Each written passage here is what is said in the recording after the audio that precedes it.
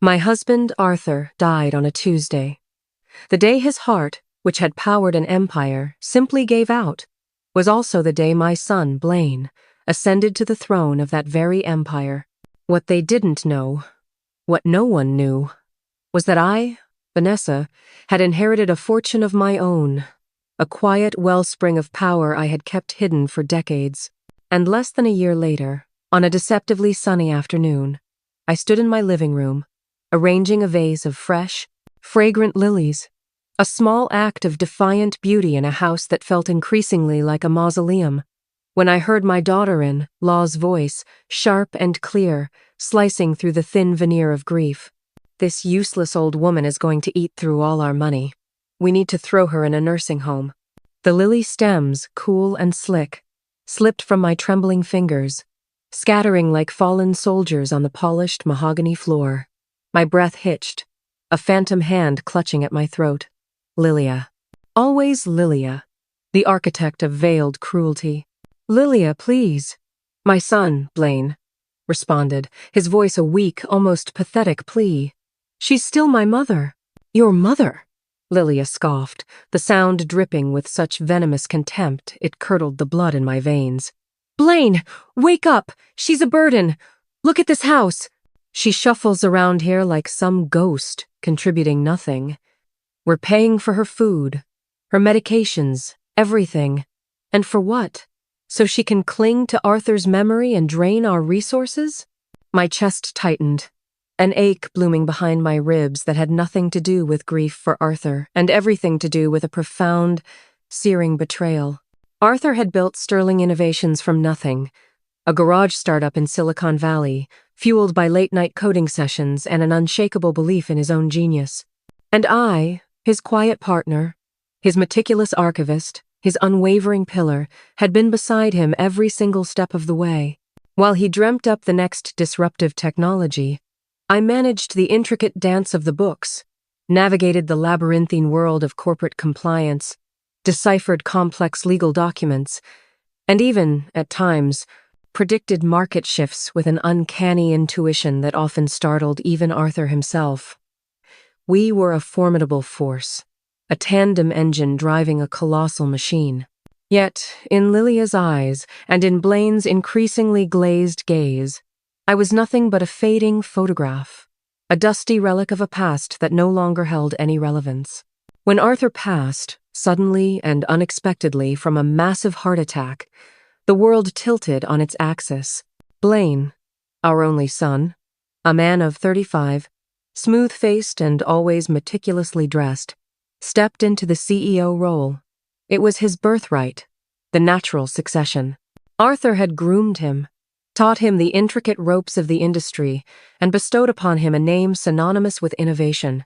But what Arthur couldn't impart was the raw hunger, the intuitive understanding of risk, the bold foresight that propelled visionaries forward. Blaine was methodical, careful, a diligent administrator, perhaps, but he lacked the killer instinct, the audacious spark, the deep well of strategic cunning that had defined his father. And critically, he lacked my quiet, forensic mind, my knack for discerning patterns in chaos, for uncovering truths hidden in plain sight. Blaine and Lilia, his insatiable wife, were convinced they had inherited Arthur's entire vast estate, including his personal fortune, which they saw as a bottomless well to fund their increasingly extravagant lifestyle. They had no inkling, not the slightest suspicion, about my own separate inheritance, a significant sum that dated back to my youth, carefully managed and invested over decades, completely unbeknownst to anyone, including Arthur himself, save for my trusted financial advisor, Mr. Albright. It was a private safety net, a secret I had guarded fiercely since childhood, born from a deep-seated desire for absolute independence. It was a wellspring of quiet, strategic power, a card I had never intended to play. But now, hearing Lilia's cruel words, the contemptuous dismissal of my very being, I knew it was time to reshuffle the deck. The game had changed, and I was about to deal myself a winning hand. "She's taking up space, Blaine," Lilia's voice continued, rising in pitch, a dangerous crescendo. This house is enormous. We could sell it, downsize her into a nice assisted living facility in Mesa. It's got a great activities program. Think of the capital we'd free up for Sterling. Michael says the new product line needs a massive injection of funds if we're going to compete with Zenith Tech. He's right, we're bleeding cash. Michael Thorne, Lilia's brother, a slick, opportunistic consultant with a predatory gleam in his eye who had recently wormed his way into Sterling Innovations' inner circle, whispering sweet nothings and poison into Blaine's ear. His advice, cloaked in corporate jargon and empty promises, was meticulously designed to benefit only himself and Lilia, carving out slices of Sterling's dwindling pie for their own consumption. He was a charlatan in a tailored suit, a wolf in sheep's clothing, and Blaine, bless his naive heart, was a lamb being led to slaughter. Michael's just looking out for us, Lilia, Blaine murmured, his voice sounding weak, unsure, caught between his conniving wife and the faintest echo of filial duty. He's looking out for us, Blaine, because we're the ones making smart decisions, Lilia snapped, her patience worn thin. This isn't charity. This is business. Sterling needs to grow, and we can't afford to be weighed down by sentimental attachments. My hands, still stinging faintly from the lily stems, unclenched slowly. Sentimental attachments. That's all I was to them. Not a grieving widow, still reeling from the loss of her soulmate. Not a devoted mother who had nurtured Blaine from infancy. Not the woman who had helped build their entire world, brick by meticulous brick. Just a liability, a burden, a faded, inconvenient photograph gathering dust in their grand, ill-gotten mansion. A quiet, cold fury settled over me. It wasn't the kind of rage that made me want to scream or smash things. It was a calculating fury, honed by years of sifting through complex financial ledgers and uncovering hidden truths. My unique skill set, honed over decades as an archivist, the ability to meticulously organize, cross-reference, and analyze vast amounts of data, was about to be unleashed. I had spent my life preserving the past, but now I needed to secure my own future, and in doing so, perhaps, reshape theirs and the destiny of Sterling Innovations. That very night, under the cloak of silent determination, I began to move, not physically, not with overt action, but intellectually. My cozy, seemingly innocuous study, with its floor-to-ceiling bookshelves crammed with literary classics and historical tomes, transformed into my war room. The soft glow of my laptop screen illuminated stacks of old financial reports, meticulously bound legal documents, and Arthur's personal ledgers, his intimate, handwritten notes on every aspect of Sterling's growth, from its nascent days to its towering success. These were treasures to me, a detailed roadmap of Sterling Innovations' history, its triumphs and vulnerabilities. To Blaine, they were just old paper, destined to be cleared out by an estate sale liquidator, a symbol of a past he was eager to shed. My first strategic move was to confirm my suspicions about Michael Thorne. Blaine, in his misguided zeal to modernize and streamline, had implemented a new, company-wide cloud storage system for all internal documents. And in a moment of unwitting generosity, or perhaps profound underestimation, he'd even given me a view-only access link, thinking I might enjoy keeping up with things, perhaps reminiscing over old marketing materials. He never imagined that my archivist's eye, trained to spot the minutiae, the anachronisms, the subtle deviations from the norm, would be the instrument of his undoing. It didn't take long for Michael's greasy fingerprints to appear all over Sterling's digital finances. Large, unexplained consulting fees paid to shell corporations with generic, forgettable names like Apex Solutions and Global Synergies.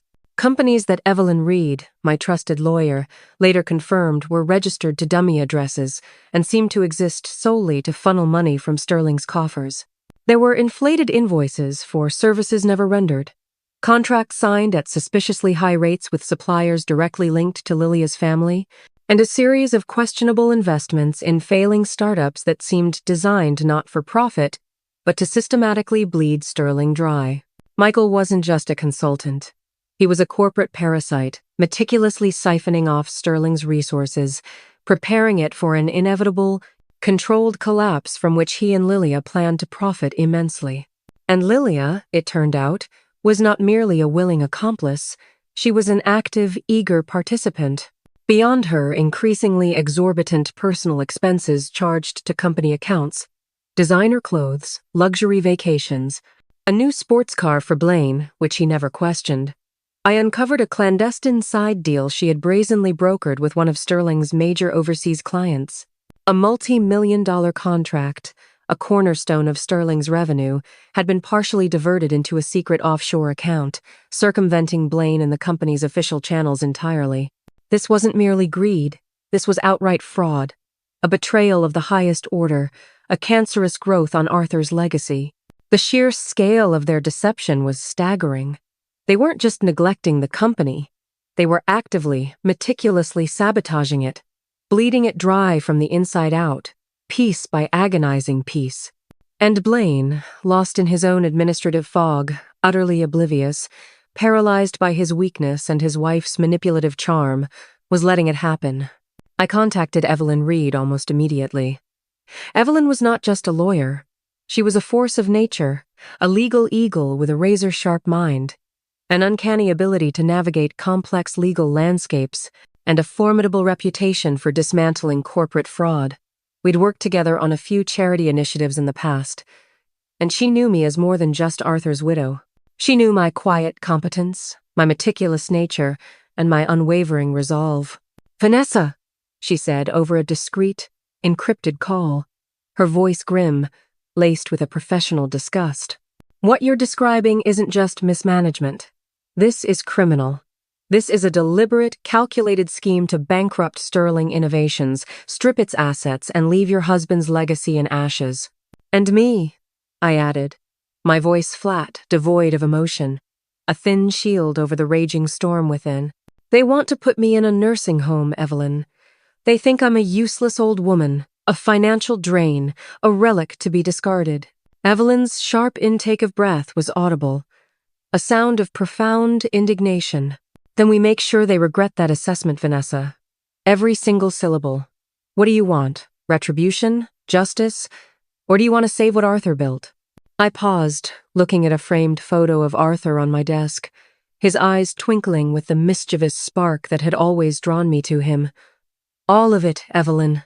I want justice for their betrayal. I want retribution for their cruelty. But most of all, I want to save Sterling Innovations. And I want to secure Leo's future, my grandson. He deserves to inherit a legacy, not a ruin.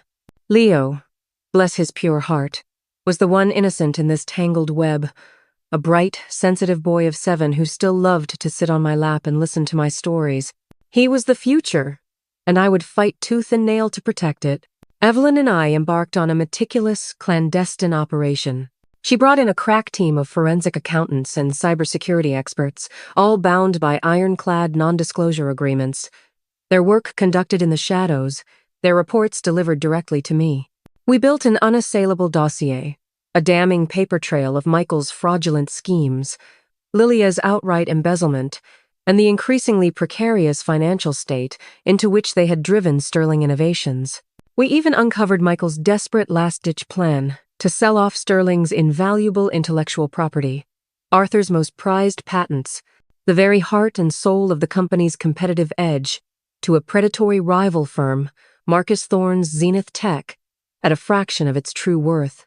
It was a fire sale, designed to cover their mounting personal debts and line their pockets one last time before the inevitable, controlled crash.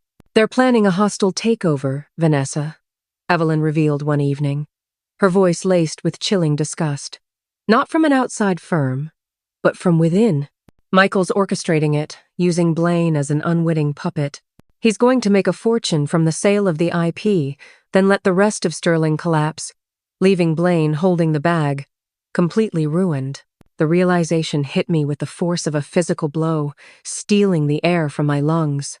Michael wasn't just stealing from the company. He was orchestrating its complete destruction, using his own brother-in-law as an unwitting, disposable scapegoat. Blaine would be utterly ruined, his reputation destroyed, his future shattered. And all the while, Lilia would be complicit, profiting from her husband's downfall, ready to start a new life with tainted money. The depth of their depravity was truly unfathomable. The emotional toll was immense. Every document I reviewed, every hidden transaction I uncovered, was a fresh wound, a new betrayal. This wasn't just about money. It was about family, about trust, about the legacy of a man I had loved more than life itself. There were countless nights I couldn't sleep, consumed by a grief that transcended Arthur's passing, a profound grief for the son I thought I knew, for the family I believed I had. But the quiet fury remained, a steady ember, a burning coal in my heart, fueling my determination.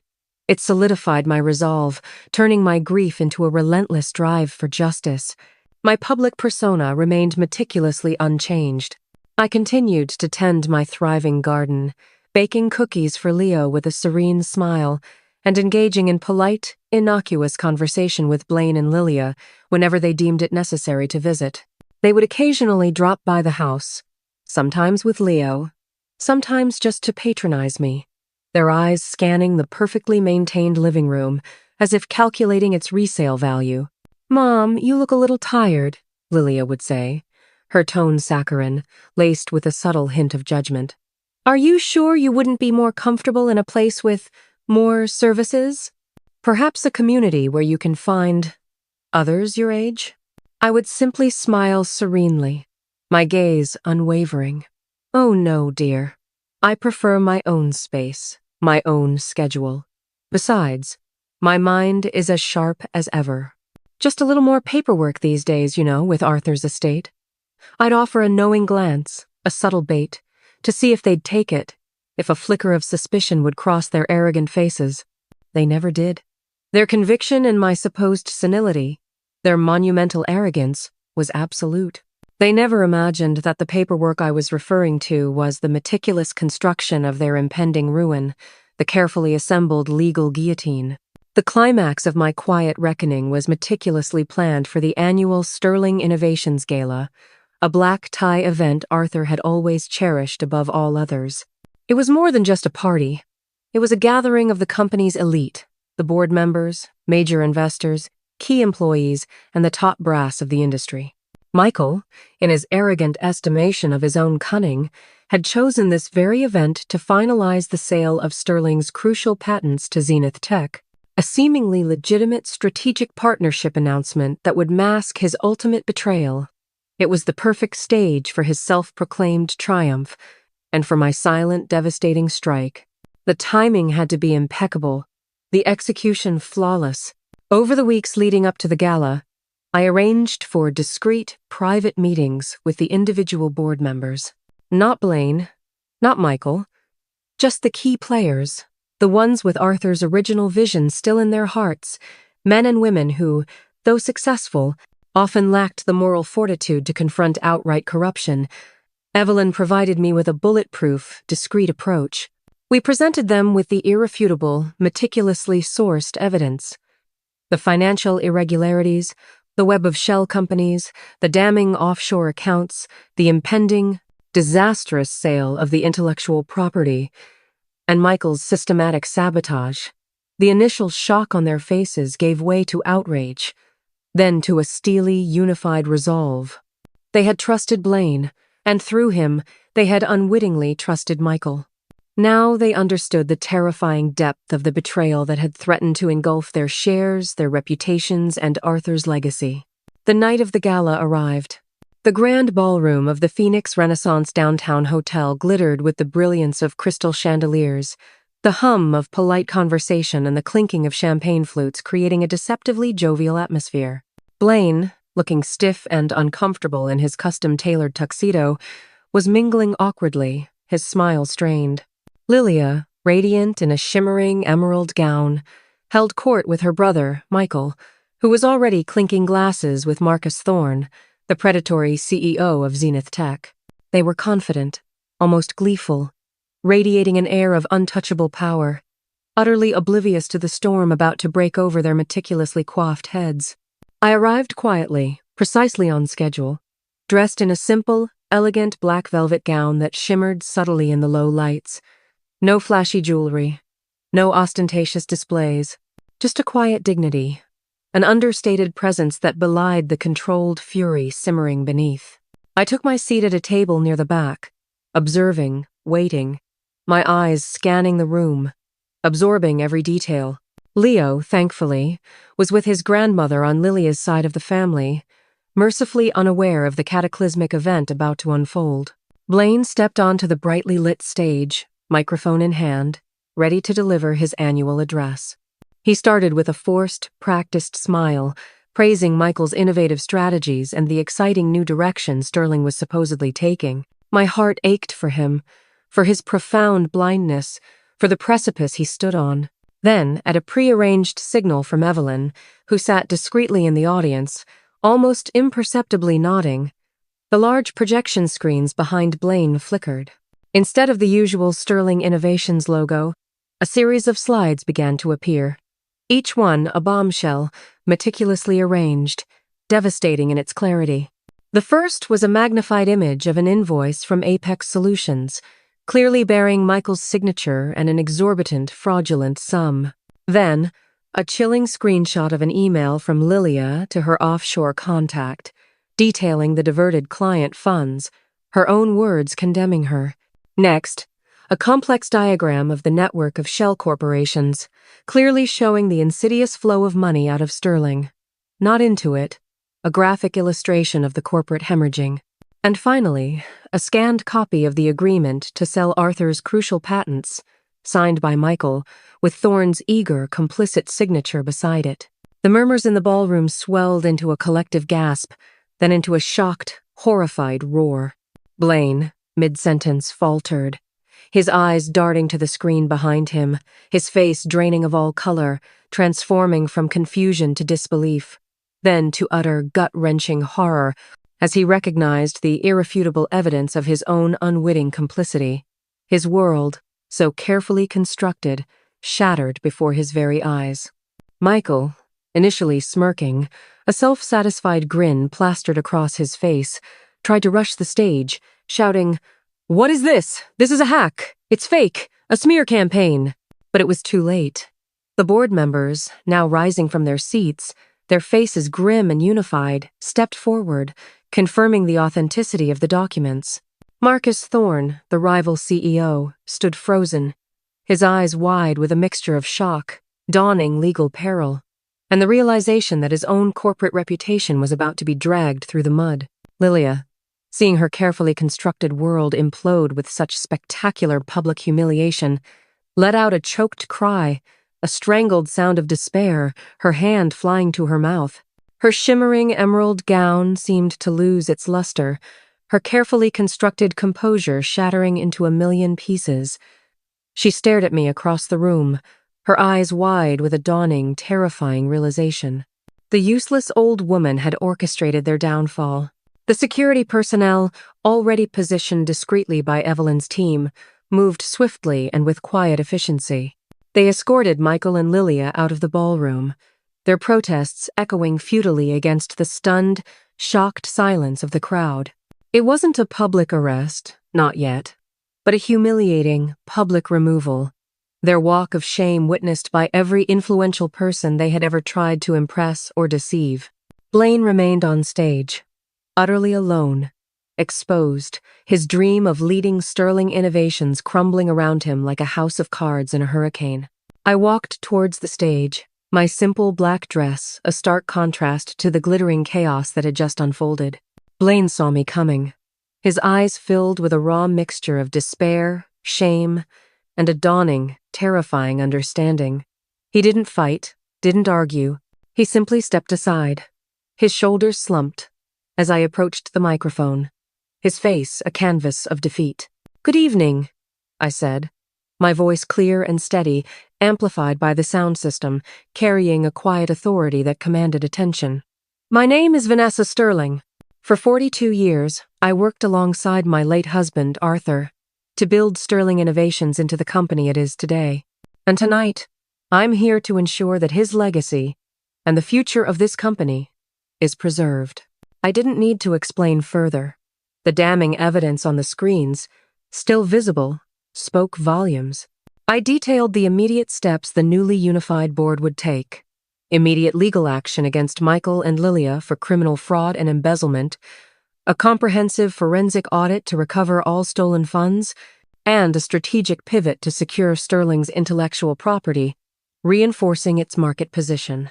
I also announced my decision to temporarily step in as interim CEO, to steady the ship and guide it through the storm, to personally oversee its resuscitation. A few gasped, others nodded, a palpable wave of relief washing over the room. They knew Arthur's wife was no stranger to the intricate workings of the business. They knew I was a force to be reckoned with. In the tumultuous days that followed, the fallout from the gala was immense, reverberating through the entire industry. Michael and Lilia, stripped of their power and wealth, faced crippling criminal charges for fraud and embezzlement. Their lavish lives unraveled in a rapid cascade of legal battles, public shame, and the seizure of assets. The opulent Biltmore Estates mansion, purchased with my down payment and their fraudulent loans, was seized as part of the asset recovery. They lost everything, reduced to shadows of their former arrogant selves. News channels buzzed with the scandal, headlines screaming about the corporate coup and the matriarch's revenge. I handled the media storm with the same quiet composure I had displayed at the gala, issuing concise, dignified statements that focused on corporate integrity and the future of Sterling, refusing to descend into personal mudslinging. Blaine, bewildered and heartbroken, initially retreated into himself, a ghost haunting his own empty mansion. He hadn't been actively malicious, but his naivete, his blinding trust in Lilia, and his desperate desire to prove himself had made him an unwitting, compliant tool in their destructive scheme. He was utterly devastated by his wife's betrayal and his brother-in-law's treachery, but more profoundly, he was shattered by the agonizing realization of how utterly wrong he had been about me, about his own mother, whom he had so carelessly dismissed. He came to my Sedona home a week later, looking pale and gaunt, his shoulders slumped, his once impeccable suit rumpled. He stood at my doorway, hesitant, hat in hand, a far cry from the confident CEO he had once pretended to be. He looked like a lost boy. "Mom," he began, his voice hoarse, raw with emotion. I had no idea. I swear, I'm so incredibly sorry. For everything. For what Lilia said. For letting them do this to you, to Sterling, to Dad's legacy. I was so foolish. I looked at him then, truly looked at him, and saw not the arrogant young man, but the lost, broken boy I had raised. The pain in my heart was immense, a heavy, familiar ache, but so was the faint, fragile glimmer of hope. "Come in, Blaine," I said gently, opening the door wider, ushering him into the warmth of my home. We talked for hours, sitting across from each other in my study, the very room where I had uncovered his family's deception. I didn't sugarcoat anything. I laid out the full extent of Michael and Lilia's calculated crimes, the systematic bleeding of Sterling, and the perilous position Blaine had unknowingly put the company in. I explained the inheritance I had kept hidden, not out of malice or a desire to deceive, but out of a deep-seated desire for personal autonomy, a quiet strength that was uniquely my own. "I never wanted to use it," I confessed, my voice soft. "Not like this. Not as a weapon. But when you and Lilia, when you saw me as a burden, as someone to be discarded, as an obstacle to be removed, I realized I had to protect myself, and Leo, and Sterling. It wasn't about revenge, Blaine. It was about survival, about setting things right, about ensuring Arthur's life work wasn't in vain." Blaine listened, his head bowed, tears silently tracing paths down his hollow cheeks. He cried, not just for his own foolishness, for his broken marriage, for the trust he had shattered, but for the loss of the respect he had once unknowingly commanded. "Can you ever forgive me, Mom?" he finally asked, his eyes red-rimmed, searching my face for any sign of softening. I considered his question carefully, Forgiveness wasn't a switch you flipped, a light you turned on. It was a long, arduous journey, a landscape of emotional peaks and valleys. Blaine, I said gently, I don't know if I can forgive them. Their actions were born of malice and conscious intent. But you were lost. You made terrible mistakes, profound errors in judgment. But you weren't evil. We have a lot of work to do, both of us. Rebuilding trust takes time, honest effort, painful honesty, and a profound willingness to truly see each other, stripped of illusion. Over the next year, I poured my entire being into Sterling Innovations. The initial weeks were a whirlwind of damage control and crisis management, a relentless uphill battle. The company, battered by the scandal and teetering on the brink of financial collapse, was a colossal challenge. Investors were pulling out in droves, clients were wavering, and employee morale, already low, had plummeted to unprecedented depths. My first act as interim CEO was to hold an all-hands meeting, not in a grand boardroom, but in the sprawling, echoing factory floor where Arthur had first started. I spoke to them, not as a CEO delivering platitudes, but as the woman who had helped build their company from the ground up, the one who knew their names, their families, their quiet struggles. We've been through a storm, I told them, my voice carrying over the echoes of dormant machinery. A deliberate act of sabotage from within. But Sterling Innovations is more than just a name on a building. It's Arthur's vision. It's your hard work, your dedication, and it's a promise for the future. We will rebuild. We will emerge stronger, more resilient, and we will do it together, with integrity and renewed purpose. I instituted immediate, transparent financial audits, severed ties with all suspicious third-party vendors, many of whom, it turned out, were deeply entangled in Michael's and Lilia's web of deceit, and personally renegotiated key contracts that had been deliberately inflated or mismanaged. I redirected funds, channeling capital directly into Arthur's most groundbreaking R&D projects, specifically those tied to the very patents Michael had tried to sell off for pennies.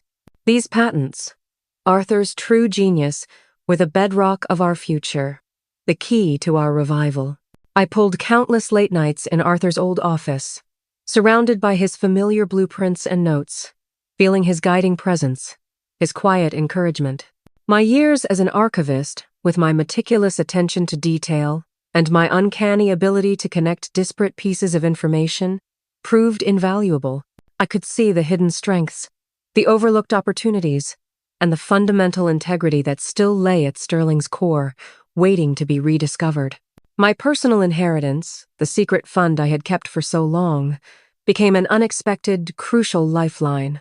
I didn't announce its existence publicly, choosing discretion, but I quietly injected a substantial portion of it into Sterling Innovations.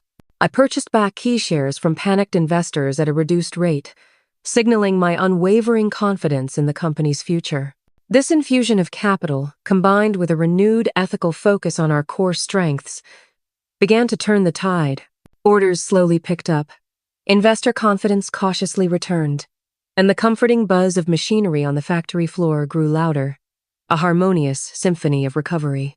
Blaine, humbled and chastened by his monumental failures, joined my team not as CEO, but as a project manager reporting directly to me. He worked harder than I had ever seen him, eager to learn, eager to atone, almost desperate to prove his worth. He arrived early, stayed late, and absorbed every lesson I imparted about corporate ethics, genuine leadership, and the true, invaluable currency of trust. I tasked him with overseeing the implementation of new, stringent internal controls, a painful but necessary process that forced him to confront the exact mechanisms of the fraud he had unwittingly enabled. He sought my advice, truly listened, and slowly, painstakingly, began to earn back a fragile sliver of my trust. His relationship with Leo, his son, blossomed into something genuine and loving. He started spending more quality time with Leo, becoming the attentive, engaged father my grandson deserved. He read to him every night, took him to the park, and for the first time in years truly saw his son, rather than just seeing him as a collateral in a lavish, self-serving lifestyle. With Sterling Innovations stabilized and thriving once more, its reputation meticulously rebuilt, I began to transition the leadership. I didn't hand it back to Blaine immediately, knowing he still had a journey of growth ahead. Instead, I appointed a seasoned, trustworthy executive from outside the family, a woman named Clara Vance, whose reputation for integrity, sharp intellect, and decisive leadership was impeccable. My own role shifted to chairwoman of the board, overseeing long-term strategy, ethical governance, and ensuring that the company never again strayed from Arthur's core values. This vital shift freed me to pursue a new path, one inspired by the very betrayal I had endured and the harsh, profound lessons it had taught me. The useless old woman began to build. Leveraging a significant portion of my personal inheritance, I established the Sterling Legacy Fund, an initiative that had two main, deeply personal branches.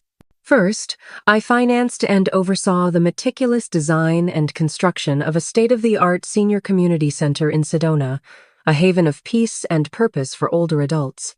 It was a place designed to offer enriching activities, educational programs, and genuine community, a vibrant, thriving hub where no one would ever be called useless or a burden.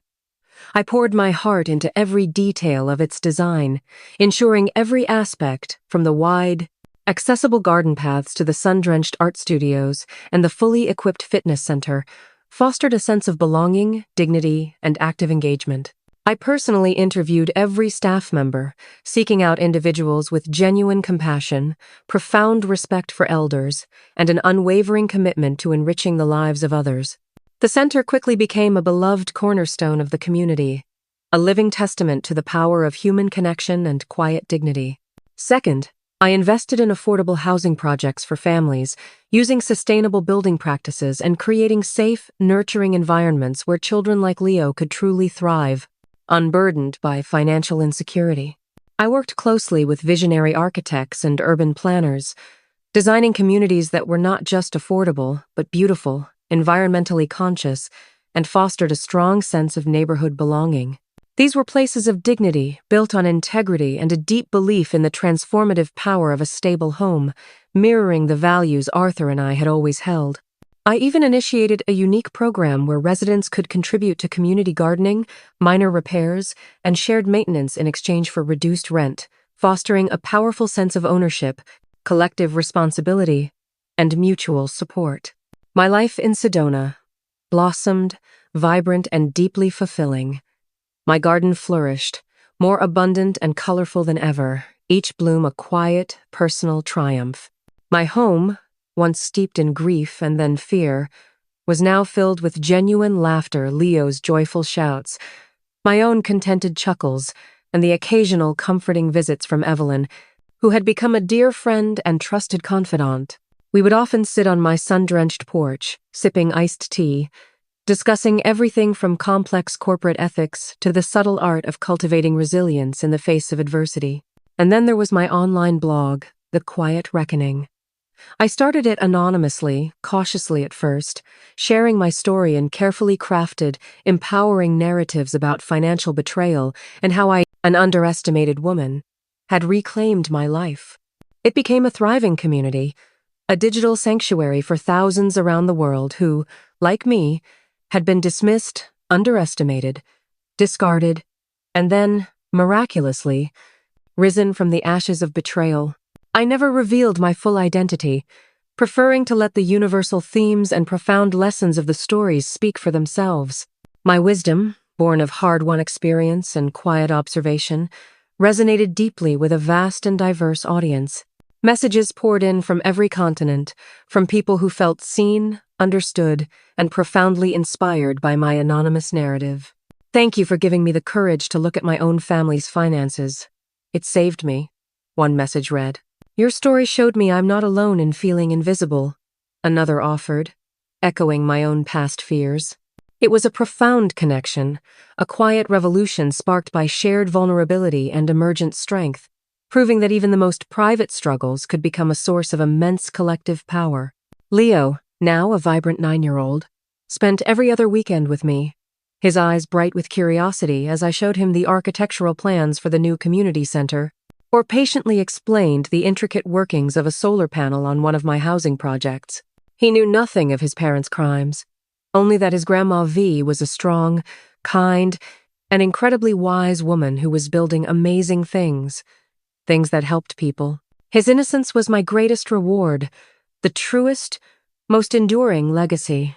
I watched him grow, knowing that the foundation I was laying for his future was built on honesty, purpose, and unshakable integrity, not on deceit and corrosive greed. Blaine continued his arduous journey of redemption.